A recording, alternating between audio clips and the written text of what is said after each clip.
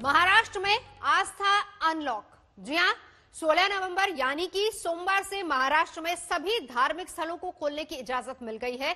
उद्धव सरकार ने मंदिर, मस्जिद, गुरुद्वारे, दरगाह सभी को खोलने की इजाजत दी थी है, लेकिन आस्था के लिए धार्मिक स्थलों में जाने से पहले कोविड के नियमों का पालन करना होगा, यानी कि मास्क बेहद जरूरी है। सोशल डिस्टेंसिंग का ख्याल रखिए।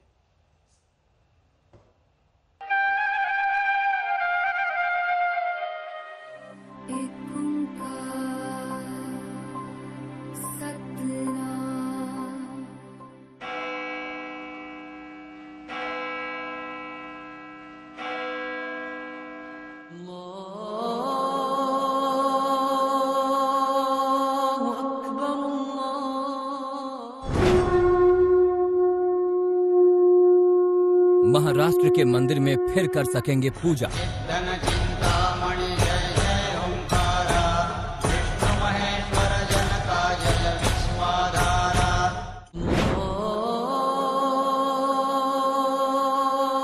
मस्जिदों में फिर अदा कर सकेंगे नमाज। गुरुद्वारों में फिर होगी वाहे गुरु की अरदास। चर्च में फिर से गूंजेंगे प्रेयर की अल्फाज।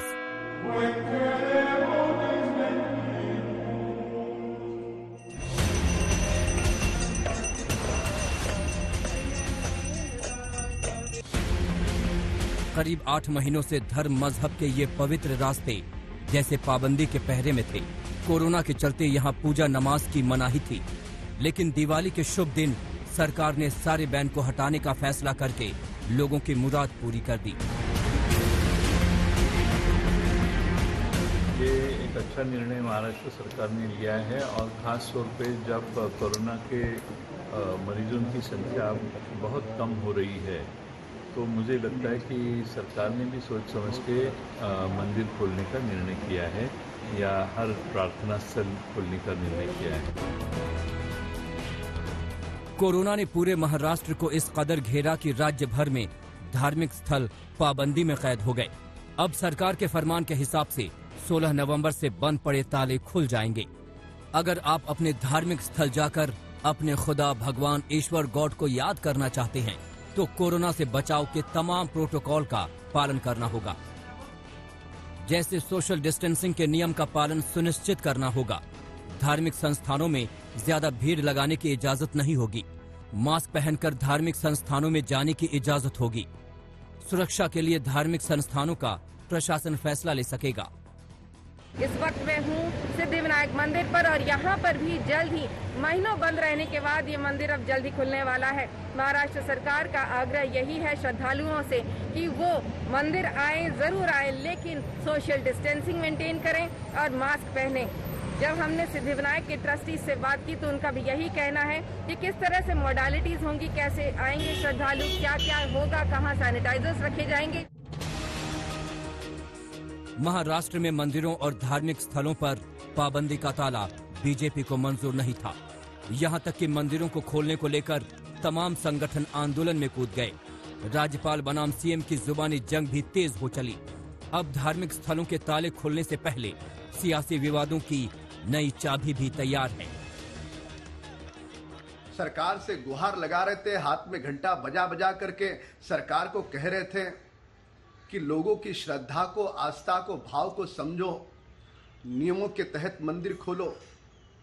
पर ये अहंकारी, अंधी और बहरी सरकार उसे सुन नहीं पाई। जब पूरे देश भर में इस महाराष्ट्र की सरकार की छीतू होने लग गई, महाराष्ट्र में लोगों का जनाक्रोश बढ़ गया, तो उस दबाव के कारण ये सरकार डर गई। सरकार को अंतिमतः मंदिर खोलने का फैसला करना पड़ा। ये भी सच है कि महाराष्ट्र में कोरोना ने सबसे ज्यादा कहर बरपाया। नए मामलों से लेकर मौत तक में महाराष्ट्र को बड़ी कीमत चुकानी पड़ी। वैसे भक्ति भाव में भगवान को याद करते हुए ये न भूलें कि कोरोना वैक्सीन फिलहाल दूर है और तब तक भगवान ही मालिक है। विद्या के साथ साहिल जोशी, मुंबई आज तक। तो जैसे ही महाराष्ट्र में मंदिर खोलने का ऐलान हुआ, सिद्धिविनायक और शिरडी साईं बाबा के भक्तों में खुशी की लहर दौड़ पड़ी। आस्था के पिछले 8 महीने से इंतजार कर रहे लोगों की जैसे मुराद पूरी हो गई। हम आपको बता दें कि मुंबई में सिद्धिविनायक और शिरडी साईं बाबा के भक्तों की तादाद भी बहुत ज्यादा है। ओम गणपतये नमो नमः, श्री सिद्धिविनायक नमो नमः, अष्टविनायक नमो नमः, गणपति बाप्पा मोरया। ओम गणपतये नमो नमः, श्री सिद्धिविनायक नमो नमः, अष्टविनायक नमो नमः, गणपति बाप्पा मोरया। ओम मुंबई का प्रसिद्ध सिद्धिविनायक मंदिर पूरे 8 महीने बाद यानी 16 नवंबर से खुलने जा रहा है। उद्धव ठाकरे सरकार ने मंदिर खोलने के आदेश जारी कर दिए हैं। कोरोना काल में लॉकडाउन के साथ साथ आस्था के द्वार भी लॉक हो गए थे। महाराष्ट्र में अब मंदिर अनलॉक हो रहे हैं। हम आपको बता दें कि मुंबई का सिद्धिविनायक मंदिर सेलिब्रिटीज की आस्था का केंद्र भी है। गणपति बप्पा के दर्शन करने के लिए भारी संख्या में लोग आते हैं। धार्मिक मान्यता है कि यहाँ सच्चे मन से मांगी हुई मुराद अवश्य ही पूरी होती है। महाराष्ट्र सरकार ने सभी धार्मिक स्थलों को खोलने का निर्णय ले लिया है।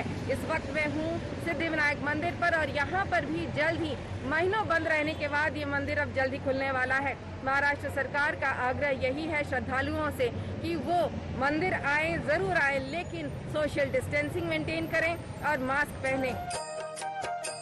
सिद्धिविनायक भगवान गणेश का सबसे लोकप्रिय रूप है। विनायक भगवान गणेश का नाम है। दिवाली पर सिद्धिविनायक के भक्तों को ये खुशखबरी मिली तो चेहरे खिल उठे। गणपति बाप्पा मोरया। हम इस सरकार के नियम का वेलकम करते हैं क्योंकि 8 महीने से हम लोग दर्शन के लिए वंचित थे और कोरोना के कारण कि कई दर्शन ना हो रहे थे और दर्शन मिल नहीं रहे थे। तो अभी हम चाहते हैं कि अगर दर्शन के लिए सोमवार से मंदिरें खुले हो रही है तो उसके लिए जो भी नियम बनाएंगी सरकार या जो भी नियम मंदिर प्रशासन बनाएंगी तो उसका पालन करते हुए हर भाविक ने उस तरह से श्रद्धा के साथ ईश्वर का दर्शन लेना चाहिए, जिसमें से सोशल डिस्टेंसिंग हो गया, मास्क हो गया, सैनिटाइजर हो गया, हर चीज़ों का कायदे से इस्तेमाल करके दर्शन करना चाहिए। हम नियम का स्वागत करते हैं, वेलकम करते हैं। महाराष्ट्र में 18 मार्च से सिद्धिविनायक के द्वार आम भक्तों के लिए बंद पड़े थे, लेकिन अब बप्पा ने भक्तों को फिर से बुलाया है। लेकिन अब आस्था में सोशल डिस्टेंसिंग भी होगी और सिद्धिविनायक की पूजा करते वक्त कोविड नियमों का पालन भी करना होगा। नियम तो सभी को पालन करना है, आप और हम नहीं, सभी को पालन करना है क्योंकि ये जो डिसीजन लिया है सभी भाविकों के लिए लिया और नियम अपने को सबको फॉलो करना है। मास्क हुआ है, सोशल डिस्टेंसिंग, सैनिटाइज यूज करना, ये सब अपने लिए वो जरूरी है अभी फिलहाल। मंदिर खुलने का फैसला सरकार ने बहुत अच्छे से ले लिया है और हमको बहुत अच्छा लग रहा है कि अभी मंदिर खुलेंगे, हम जाके अंदर से दर्शन ले सकते हैं। नहीं तो आज मेरा जन्मदिन है, इसलिए भी मैं अंदर नहीं जा सकता, इधर से बाहर से ही दर्शन लेने को आज मिला है। फिर भी मन में ज़रा खुशी है कि मंदिर अगले वीक में चालू होने वाले हैं और सरकार का हम इस निर्णय पे स्वागत कर रहे हैं। सरकार ने अच्छा निर्णय ले लिया।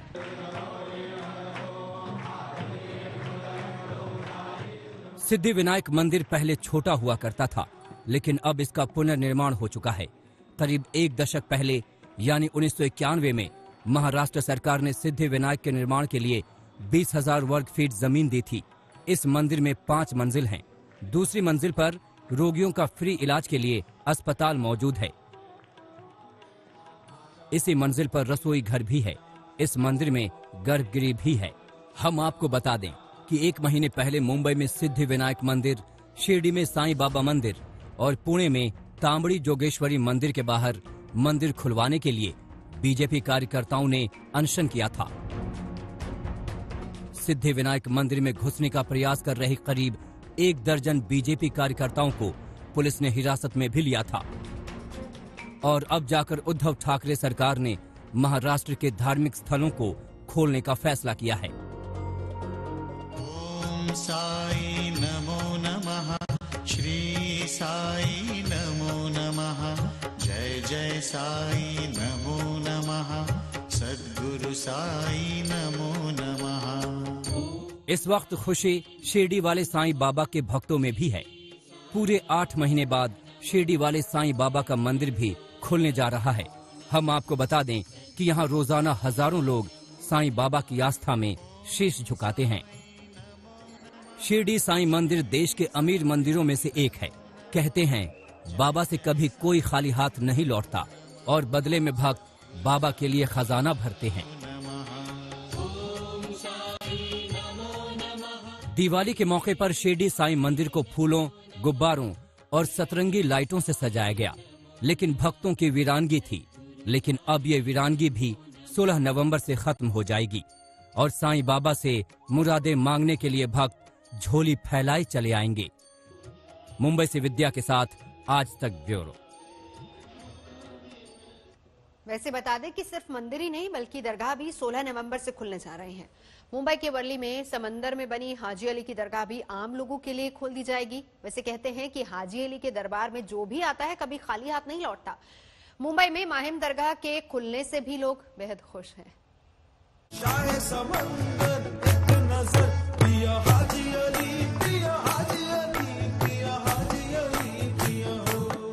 झोली फैलाए मन मुरादें लिए लोग हाजी की दरगाह चले आते हैं।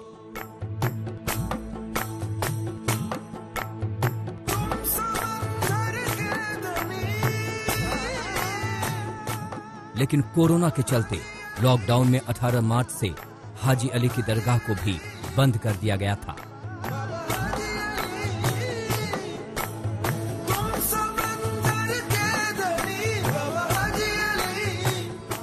और अब फिर से हाजी अली दरगाह को खोला जा रहा है।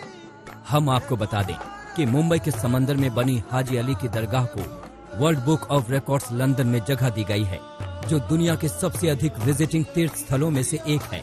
550 साल पुराना इंडो इस्लामिक आर्किटेक्चर है।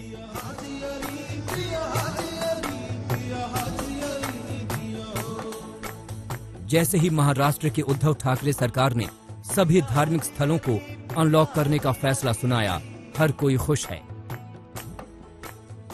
लोगों से तो मैं यही कहूंगा कि ये अब ये मौका मिला है कि आपको फेथ की जगह पे जाने का, तो यहाँ से एक दुआ करके ये जो वबा जो आई है कोरोना के कोविड-19 के शक्ल में, तो उसके लिए भी ऐसा करे कि भाई ये यहाँ से निकल जावे। आज हमको भी मालूम है कि इसका प्रॉपर डायग्नोस नहीं है, ना इसकी कुछ प्रॉपर रेमेडी है, तो ये फेथ की जगह से ही हम आगे बढ़ सकते।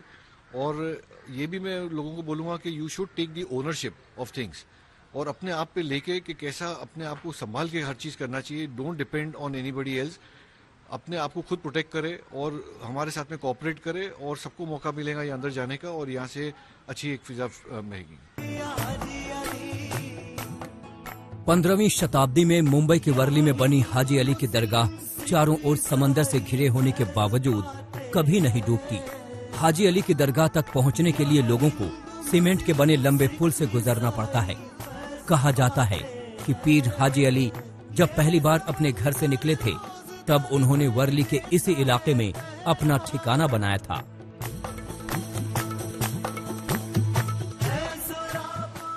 बताया जाता है कि हाजी अली के हज यात्रा के दौरान मौत हो गई थी। मरने से पहले उन्होंने अंतिम इच्छा जताई थी कि उन्हें दफनाया न जाए बल्कि उनके कफन को समंदर में डाल दिया जाए। लोगों ने उनकी इच्छा को पूरा किया है। ऐसी मान्यता है कि उनका ताबूत अरब सागर में होता हुआ मुंबई इसी जगह पर आकर रुका जहां आज उनकी दरगाह है।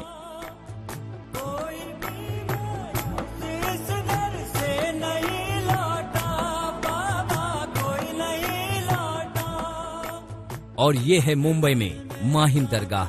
महाराष्ट्र सरकार की तरफ से धार्मिक स्थलों को अनलॉक करने का ऐलान हुआ तो यहाँ के लोग भी दरगाह खुलने से खुश हैं। खुल जाने से तो ऐसा है, धार्मिक जितने भी है, हिंदू है, मुस्लिम है, क्रिश्चियन है, जितने भी है, खुल जाने से एक सब में बड़ा ये फायदा होता है, जितने भी लोग इसमें काम करने वाले हैं जो बहुत ही तकलीफ से गुजर रहे हैं पिछले 8 महीने या 9 महीने से, तो उनको उनकी रोजी रोटी मिल जाएगी और प्लस उनकी जो तकलीफ है वो भी दूर हो जाएगी। अभी इतना महीना तो कोई भी किसी को नहीं सैलरी देगा, प्लस जो लोग आके गेट पे से वापस जा रहे हैं, जो अपनी दुआ मांगते प्रार्थना करते हैं, उनको भी एक दिल में खुशी होगी कि हम लोग अंदर जाके आ रहे हैं, हमारी सुनी जाएगी, उनको भी एक अच्छा लगेगा। माहिम इलाके में वैसे तो कई सारे धार्मिक स्थल हैं, मंदिर, चर्च, दरगाह लेकिन हजरत मखदूम फकी अली माहिम की दरगाह काफी मशहूर है। इस दरगाह से लोगों की काफी आस्था जुड़ी है।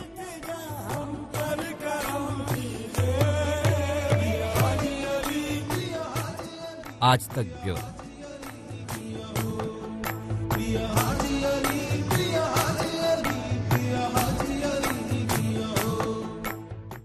महाराष्ट्र में 18 मार्च से मंदिर, मस्जिद, गुरुद्वारे, गिरजाघर सभी धार्मिक स्थल बंद कर दिए गए थे, लेकिन मंदिरों को खोलने के लिए बीजेपी ने जैसे एक आंदोलन सा छेड़ दिया था। अनशन हुआ और तो और महाराष्ट्र के राज्यपाल भगत सिंह कोश्यारी ने उद्धव सरकार को इसके लिए चिट्ठी तक लिख डाली और बात हिंदुत्व तक पहुंच गई।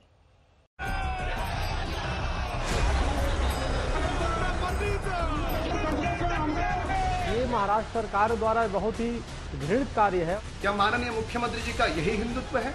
महाराष्ट्र में ये उस आंदोलन का शोर था जहां भक्ति से लेकर सियासी शक्ति तक की गूंज थी। मंदिरों से लेकर तमाम धार्मिक स्थलों पर ताले पड़े थे।